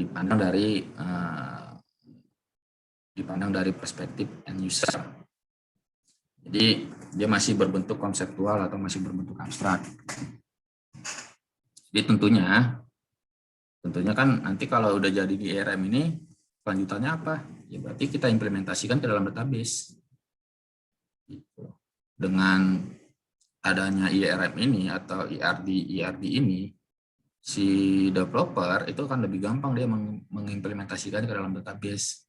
Karena kan walaupun dia dalam berbentuk masih konseptual, tapi kan konseptualnya udah jelas nih, udah ada strukturnya, ada skemanya. Jadi si developer itu lebih gampang lah untuk mengimplementasikannya ke dalam database. Nih misalnya, ini adalah perbandingan antara IRM atau IR model dengan relation model atau bisa dibilang DBMS. Untuk pertama, basis for comparison-nya adalah basic. Kalau di IR model, dia itu merepresentasikan pengumpulan objek yang disebut dengan entitas dan hubungan antara entitas tersebut. Itu pada IR model. Begitu kita masuk ke relation model, berarti ini udah masuk ke relation modelnya, berarti udah masuk ke dalam tahap pengimplementasiannya ke dalam database. Berarti kita gambarkan itu berarti merepresentasikan pengumpulan tabel dan hubungan antara tabel tersebut. Jadi begitu dia masuk ke relational model, setiap entitas itu di-convert menjadi tabel atau dirubah menjadi tabel. Yang kedua, basis for comparison-nya itu adalah describe. Itu menjelaskan data sebagai kumpulan entitas, kumpulan hubungan dan atribut. Jadi pada IRM ini kan tadi saya sudah jelaskan bahwa IRM itu komponen utamanya itu ada 3, yaitu adalah entitas, hubungan, dan atribut. Begitu dia masuk ke relational model, dia di-convert nih. Data tadi itu bukan lagi kumpulan entitas, bukan lagi kumpulan hubungan, dan bukan lagi kumpulan atribut. Tapi udah di-convert sama dia, data itu, entitas itu dalam berbentuk tabel, terus atribut itu berbentuk kolom, dan hubungannya itu berbentuk baris. Jadi misalnya tadi kan bukan berbentuk baris, ya tupolis itu baris. Nah, jadi entitas itu tadi jenis entitasnya kita bisa bikin nama table, jenis entitasnya, misalnya tabelnya mahasiswa gitu loh, atau tabelnya employee atau pegawai. Terus ada banyak atribut nih. Employee ini bisa ada nama, alamat, macam-macam lah. Itu kita bisa jadikan, kita convert menjadi kolom. Nah, jadi udah begitu jadi ada nama tabelnya, ada kolom-kolomnya. Ya, kita tinggal isi aja setiap entitasnya. Nah, karena entitas itu tadi kita bilang ada primary key-nya, ya kita bikin aja satu kolom primary key di mana nilainya tidak ada yang sama. Yang ketiga, basis for comparison-nya relationship. Untuk IR model itu lebih mudah dipahamin hubungan antar entitasnya. Tapi begitu dia masuk ke relational model, secara komparatif itu tidak akan lebih susah atau tidak mudah untuk memperoleh hubungan antara tabel. Yang keempat, basis for comparison-nya mapping. Di IR model itu dia menggambarkan kardinalitas pemetaan atau pemetaan tingkat hubungan. Di relational model itu udah tidak ada lagi namanya menjelaskan pemetaan kardinalitas. Yang kelima, kesimpulan atau conclusion. Jika IR model atau IRM atau model IR dikonversikan ke model relasional, maka setiap entitas yang kuat akan menjadi tabel yang terpisah. Jadi begitu dia dikonversikan atau diimplementasikan ke dalam tabel, jadi setiap entitas yang kuat itu akan menjadi tabel yang terpisah. Ada yang mau ditanyakan teman-teman? Pak, saya mau nanya Pak, Ya. tadi yang di diagram tadi, kok yang Diagram NIM, kode mata kuliah sama kode dosen di garis bawahi Pak? mana nih Mbak? Nah, yang ya, Oh, ini kan atribut nih Mbak. ya, Ini Salsa deh, Mbak Salsa. Kan tadi saya jelaskan tadi, setiap entitas yang kuat atau setiap strong entity, dia punya primary key atau key-nya masing-masing. Di mana primary key atau primary key ini berguna untuk mengidentifikasikan secara unik entitas yang ada di dalamnya. Jadi misalnya nih mahasiswa, bisa jadi kan ada mahasiswa itu dengan nama yang sama, misalnya ada nama 2 Budi nih dalam mahasiswa kelas A contohnya gitu loh. Jadi biar supaya dia beda, ditambahinlah satu atribut namanya atribut key. Nah, atribut key itu dinotasikan seperti apa ya? Seperti ini, bentuknya oval, terus di dalamnya ada nama atributnya, terus nama atributnya digaris bawahin. Jadi ini adalah primary key atau kunci agar setiap entitas yang ada dalam jenis entitas mahasiswa ini unik. Jadi berbeda antara satu mahasiswa dengan mahasiswa lainnya. jadi secara khususnya gitu ya Pak ya? Iya, kita bikin satu atribut yang unik untuk membedakan setiap mahasiswa itu. Entitas mahasiswa ya. Lagi yang mau ditanyakan? Cukup Pak. Cukup ya? Oke. Tadi sampai di sini ya. Berarti sampai. Oh, lanjut ya. Ini teman-teman udah pada nginstal database Oracle belum di PC-nya masing-masing? Kan di pertemuan pertama kan ada saya share tuh mentahan atau installer buat database Oracle-nya. Terus ada saya bikin juga situ step by step-nya untuk menginstalnya bagaimana. Udah pada nginstal belum? Belum Pak. Oke. Belum ada paket. Belum ada paket ya? Aduh. Kalau ketemu langsung kalau misalnya nggak ada pandemi kan mungkin bisa di-sharing lewat ini kali ya. Apa namanya, flash disk atau hard disk eksternal. Oke lah, nggak apa-apa lah. Tapi tolong ya di download, atau kalau misalnya teman-teman nggak mau ngedownloadnya dari Google Drive yang saya share, bisa aja teman-teman bisa downloadnya dari sumber yang manapun. Terserah, nggak apa-apa. Yang penting database-nya Oracle ya. Itu aja. Karena kita di basis data ini menggunakan database Oracle. Ini saya mau bikin contoh. Karena kan di pertemuan pertama kita udah menginstal database Oracle-nya. di pertemuan kedua saya sudah ngasih tahu nih bahwa di Oracle itu database itu cuma satu. Yang banyak itu adalah skema-skemanya. Jadi bisa dibilang satu project itu satu skema lah. Itu hanya konsep lah, konsep logik di Oracle. Jadi kan setiap DBMS, setiap database itu beda-beda. Misalnya di MySQL itu dia di konsepnya itu ya satu data. Kalau kita mau bikin database berbeda, ya kita create aja database-nya. Nah, kalau di Oracle nggak kayak gitu. Oracle itu database-nya cuma satu. Kalau kita mau bikin satu contohnya database yang berbeda, kita bikinnya skema. Jadi satu project itu satu skema contohnya. Kan di pertemuan sebelumnya itu kan saya udah ajarin nih. Ada juga contoh-contoh, ada sintaksnya juga saya share di slide-nya. Misalnya udah kita create skema atau udah create skema terus ada istilah di Oracle itu namanya table space. Table space itu adalah tempat penyimpanan data-data itu. Jadi kita bisa atur berapa besar nih kapasitas table space-nya. Itu di pertemuan sebelumnya saya udah jelasin. Setelah kita dapat nih udah create table space, kita bisa arahin nih skema, kita bisa buat skema, terus kita arahin nih table space-nya ke table space yang kita buat, itu di pertemuan sebelumnya. Nah, udah ada nih skemanya, kita bisa login ke skema tersebut. Terus kita bisa create table, create banyak lah, tapi contohnya create table dulu. Saya buka aja ya langsung ya. Ini kelihatan nggak?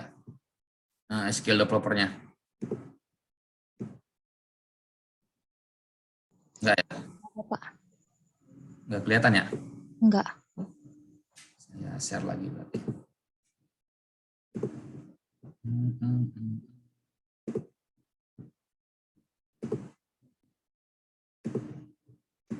Ini kelihatan ya?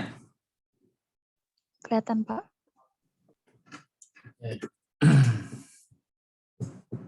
Sebelumnya kan skemanya udah ada tuh. Terus saya mau create table nggak bisa. Contohnya di sini nih. Nih, sini kan mau create table nih di skemanya basis data. Ya ada error nih. Bilang di sini. Sebentar. Masih ada nggak tabelnya? Oh, tabelnya masih ada. Saya drop dulu ya.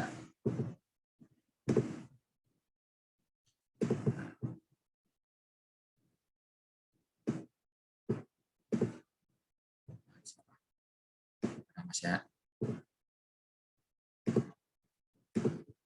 Saya input.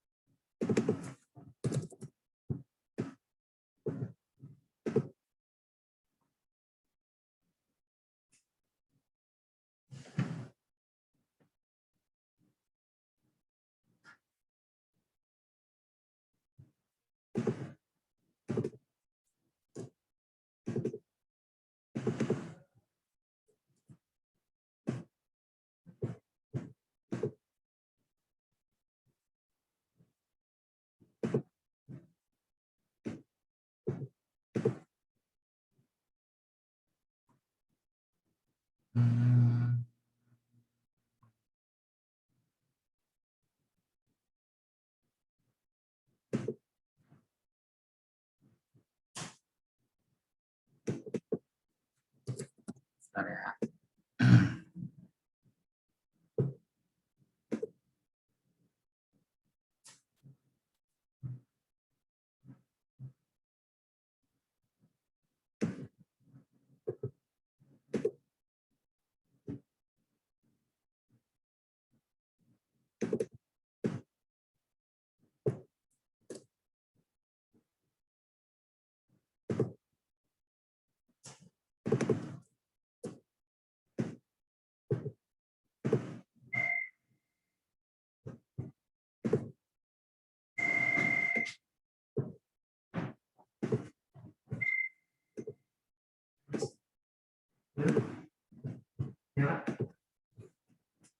Sebelumnya kan kita sudah nge-create skema dan table space-nya. Misalnya di sini saya gunakan skemanya adalah basis data. Dia menggunakan default table space-nya adalah depMDS.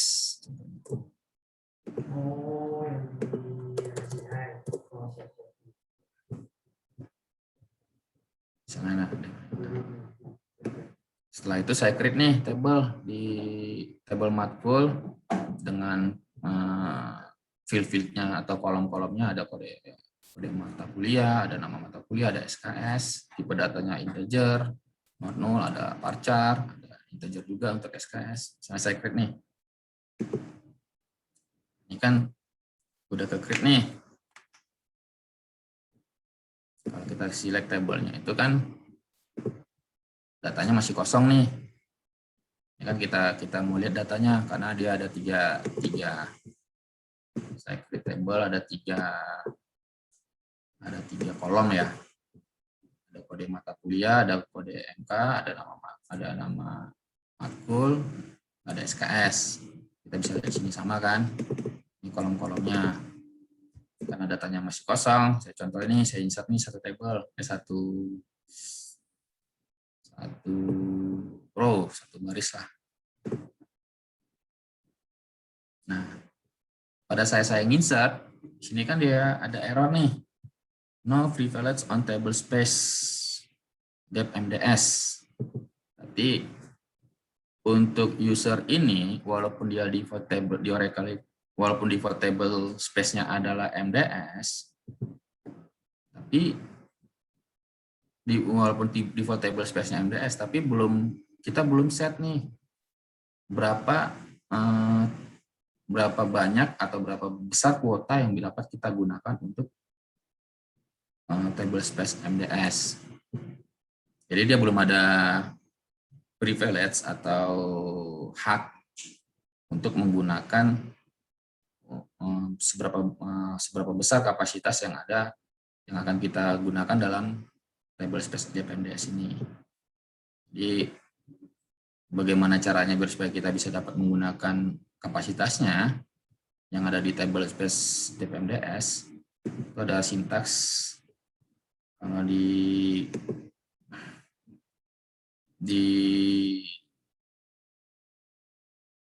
slide-nya itu kan ada grant all privilege to nama user. Di slide yang saya share kan, itu berarti kita nge-grant semua hak ke nama usernya. Tapi kalau kita mau satuan, bisa juga ada grant nama privilege-nya itu nama user.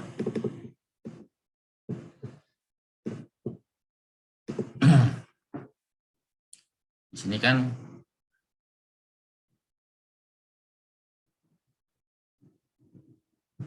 jadi karena dia table space dependence ini sudah belum kita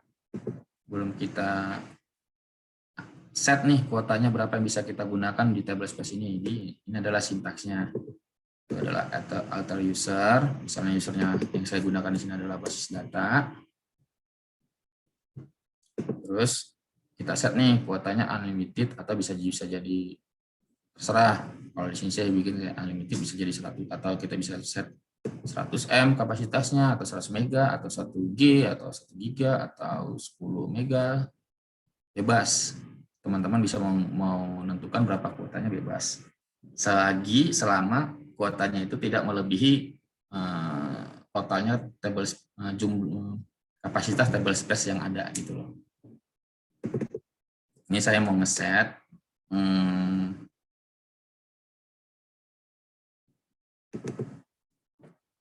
penggunaan table space depMDS. Ini udah saya set nih ya. Saya masuk lagi nih ke skemanya basis data. Ini yang lokal sys ini adalah skemanya adminnya di Oracle ya. Sys administrator. Jadi dia skemanya admin di Oracle. Jadi untuk kita mau nambahin grant, mau nambahin table space atau mau create table space, itu dilakukan itu di sys atau administratornya si Oracle. Ini kan saya sudah set nih. Di sini saya sudah alter users usernya skemanya basis data, untuk pemakaian table space DepMDS, kuotanya unlimited. Jadi berapa kapasitas table space DepMDS ini saya bisa gunakan semua. Sudah set, itu maksudnya perintahnya. Nah, begitu saya set, misalnya saya clear nih errornya. Saya insert nih datanya. Nah, insert kan datanya. Karena saya sudah saya set nih bahwa table space ini atau tempat penyimpanan data itu saya bisa gunakan gitu. Dengan kuota ya sebanyak table space itu. Tadi kan saya tulis di situ unlimited ya. Begitu saya insert datanya udah ke-insert kan datanya, kita select nih, kita select datanya contohnya.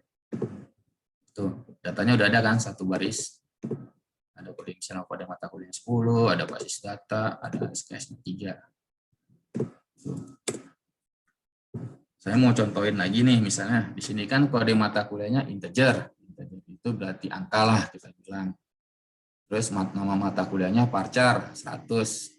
Berarti kita bisa bilang ini string atau karakter dengan panjang datanya bisa sampai 100 karakter. Yang ketiga itu ada SKS atau integer atau angka lah tipe datanya. Kita copy aja nih. Ini kan jadi urutannya ini adalah sesuai dengan kolomnya ya. Misalnya ini 10 berarti dia masuk ke kolom kode mata kuliah.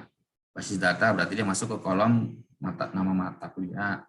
SKS berarti dia masuk ke kolom SKS. Pemisahnya adalah atau separatornya adalah koma. Ya, misalnya saya cuma mau tunjukin bahwa kalau dia tipe datanya yang kita insert itu berbeda, dia nggak bakal insert. Ini angka kan, tipe datanya kan angka nih integer. Kita masukin misalnya 2, misalnya 2 gitu kan. Kita insert nih.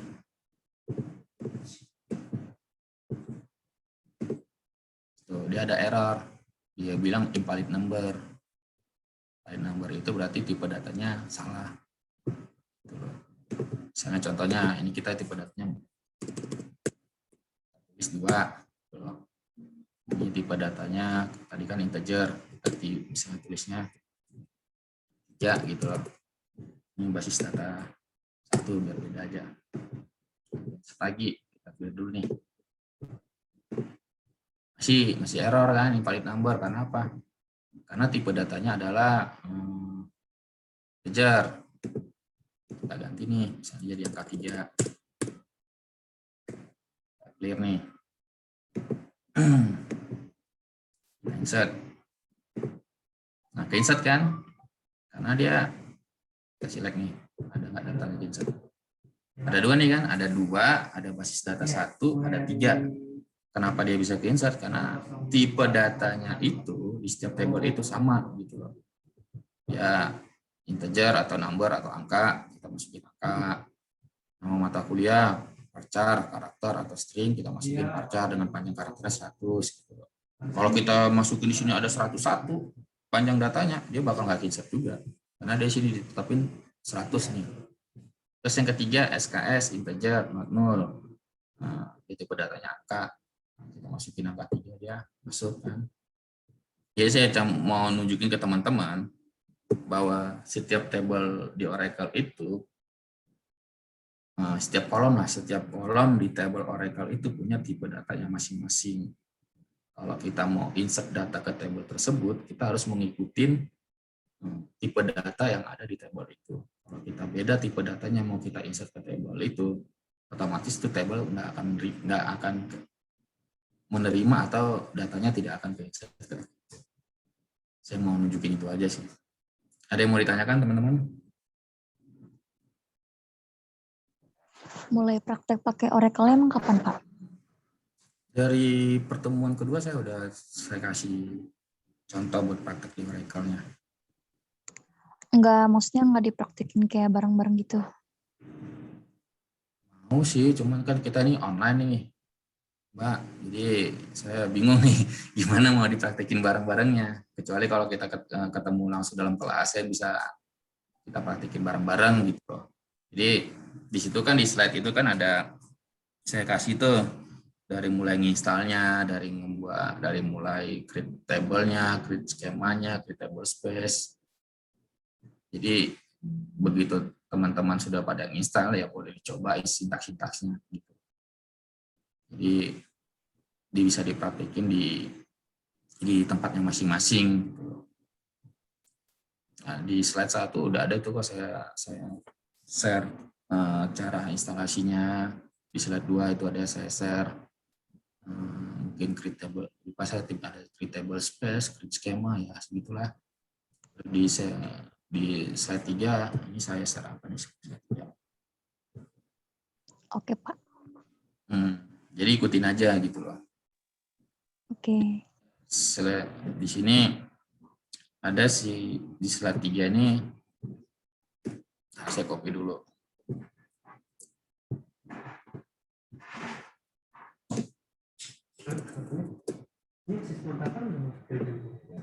Ada sintaks ini, select bintang from DBA sys brief. Nah, ini adalah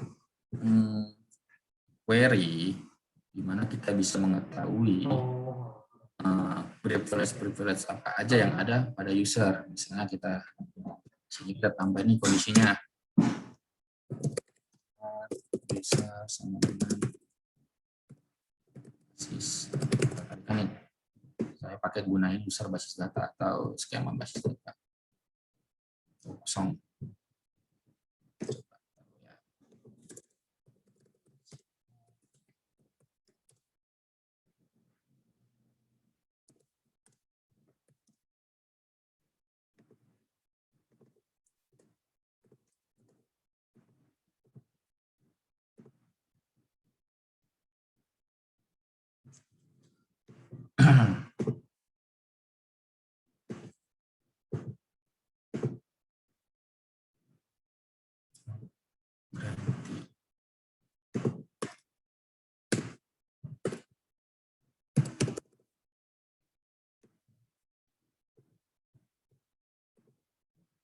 Nah, ini.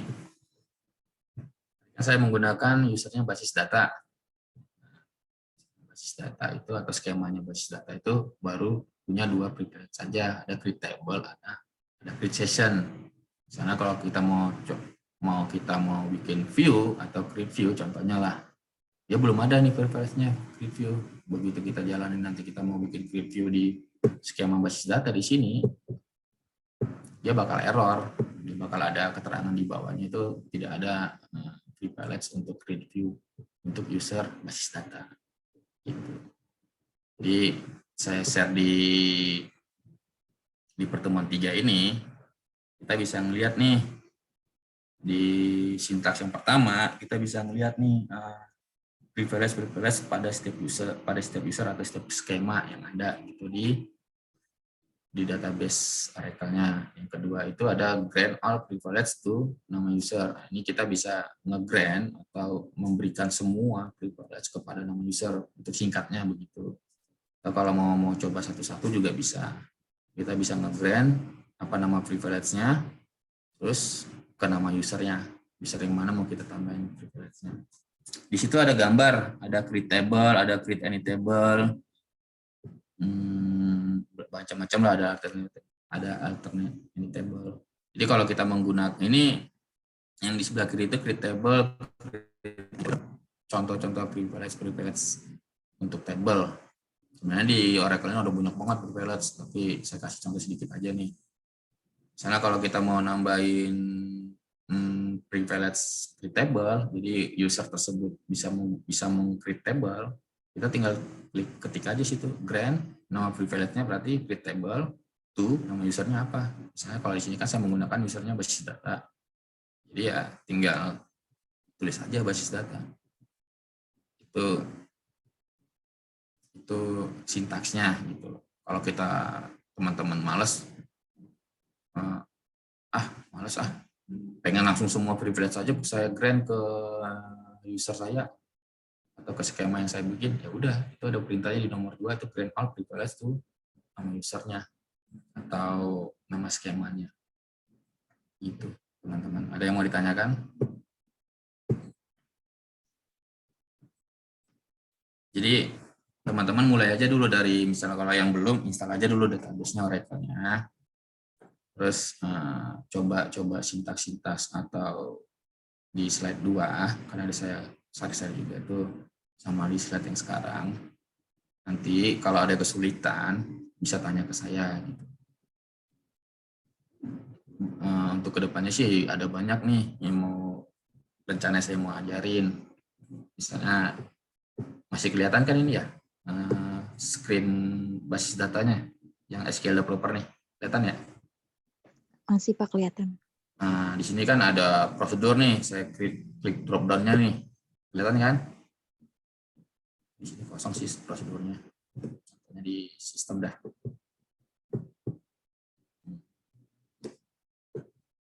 Nih, mulai dari prosedur lah contohnya. Ini kan ada prosedur nih. Ada function, ada trigger, ada sequence,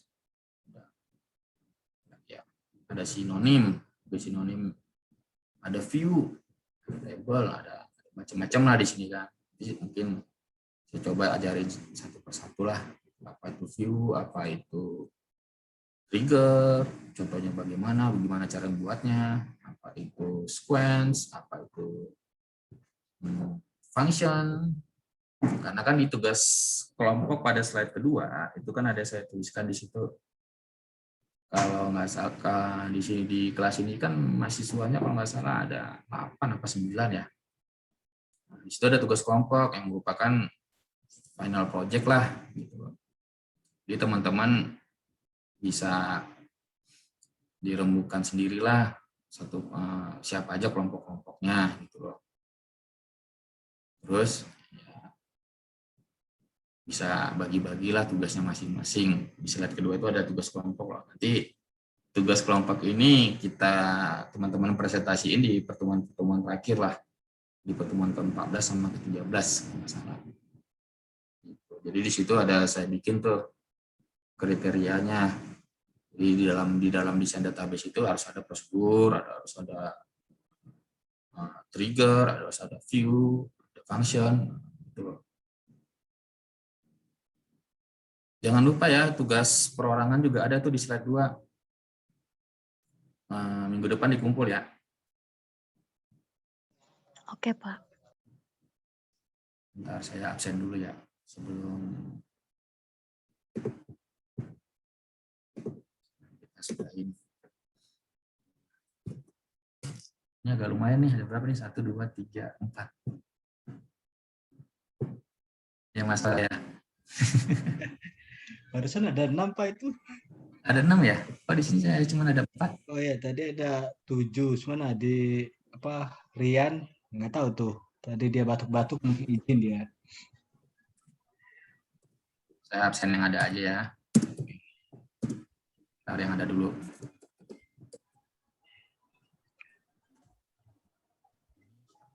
Soal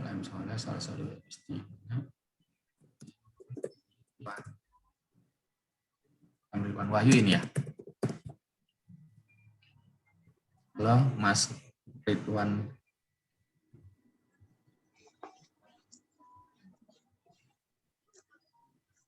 Halo Mas.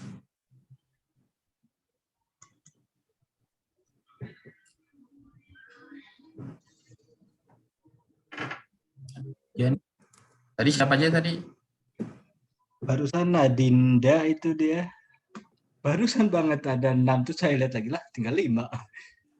Tahu nama-namanya nggak Mas? Di sini ada Tadi Mas Soleh, iya, Salsa Dewi Agustina, ada M. Ridwan Wahyu. Tadi siapa aja? Adinda Lutfia Balkis, Adinda. Lutfia Balkis. Bisa di chat di itu nggak Mas?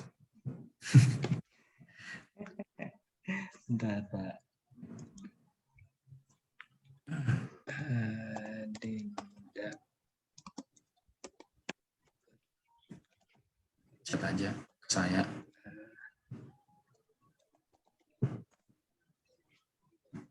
Yang nama yang lainnya yang nggak ada di sini. Rian.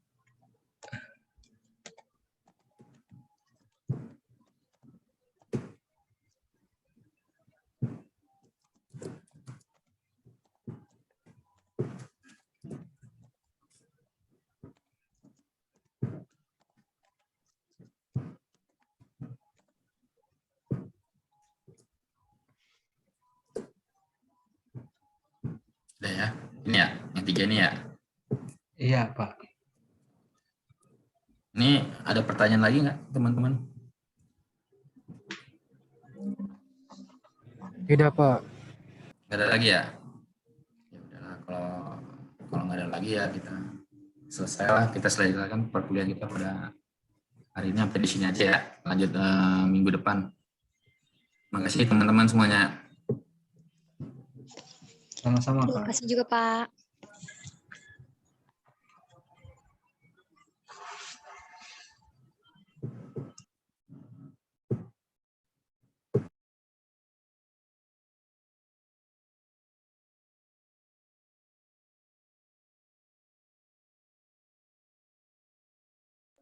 Sepi banget ini ya. Rekodnya gue matiin bentar. Bentar.